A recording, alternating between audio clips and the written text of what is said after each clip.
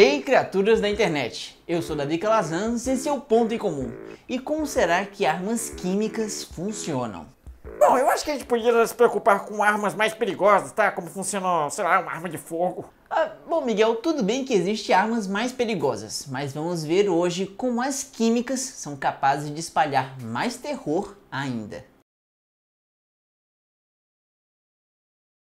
Pouco tempo antes da publicação desse vídeo, mais uma vez o governo sírio foi acusado de usar armas químicas contra sua população. E isso causou um grande alvoroço internacional, com direito até uma retaliação dos Estados Unidos. Mas por que o mundo só parece se indignar tanto quando se usam esse tipo de arma? Afinal, será que esse ataque iria causar a mesma reação mundial se esse mesmo número de vítimas fosse gerado por um arsenal de outra natureza, como armas de fogo? Provavelmente não. Apesar da quantidade de óbitos ser a mesma nessa comparação hipotética, as armas de fogo ainda assim causam menos terror, pois existe alguém para puxar o gatilho.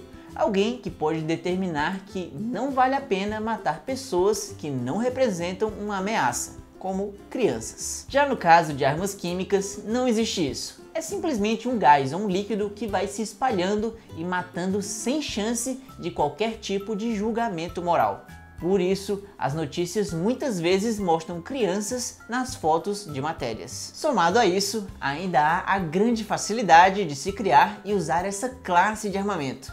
Às vezes, basta uma única pessoa procurar na internet como montar e onde adquirir os componentes do equipamento, que podem até ser encontrados em lojas comuns. Não foi à toa que diversos países se reuniram em 1997, no que ficou conhecida como a Convenção sobre Armas Químicas, onde houve um acordo para não as desenvolver, produzir, armazenar e utilizar. Mas é claro que tem gente que não se importa muito em quebrar acordos, como terroristas, ou até mesmo os próprios países que assinaram o documento. Agora vamos ser mais concretos na hora de entender o sofrimento de pessoas atingidas por armas químicas. Vamos ver o que exatamente elas causam no seu corpo. Primeiramente, vale dizer que essas armas possuem efeitos muito diversos, pois é uma classe de armas muito abrangente. Afinal, qualquer composto químico perigoso para a saúde humana pode ser considerado uma arma química. Por isso, vamos ser ainda mais específicos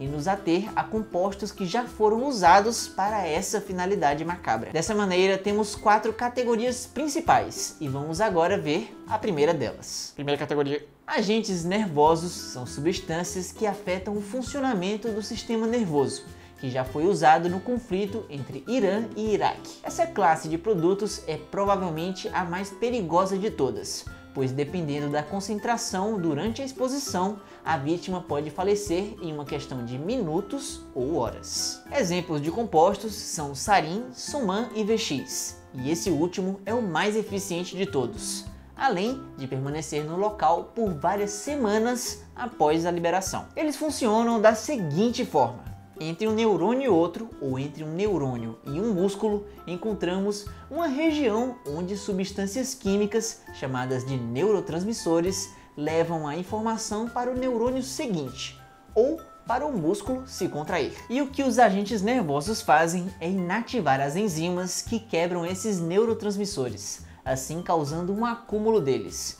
E isso faz com que a informação para contrair os seus músculos não pare um só instante. O resultado disso é que você basicamente fica todo rígido e contraído.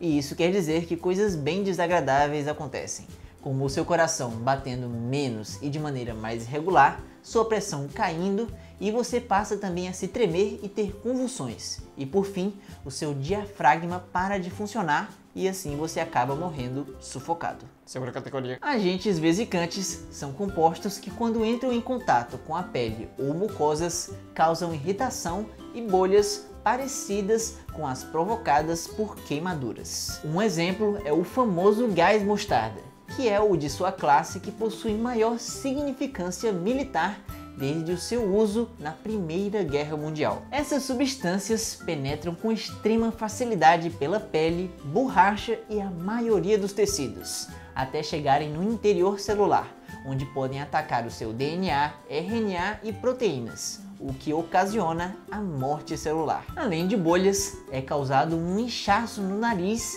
laringe e traqueia, podendo evoluir para uma necrose que pode impedir a respiração, ou pior, dar uma brecha para que alguma infecção bacteriana oportunista apareça, podendo surgir assim uma pneumonia. E se a exposição for severa mesmo, a sua medula óssea pode ser afetada, o que te deixa com uma imunidade ainda mais baixa e suscetível a doenças oportunistas. Os agentes sanguíneos possuem esse nome, mas eles não tipicamente afetam o seu sangue.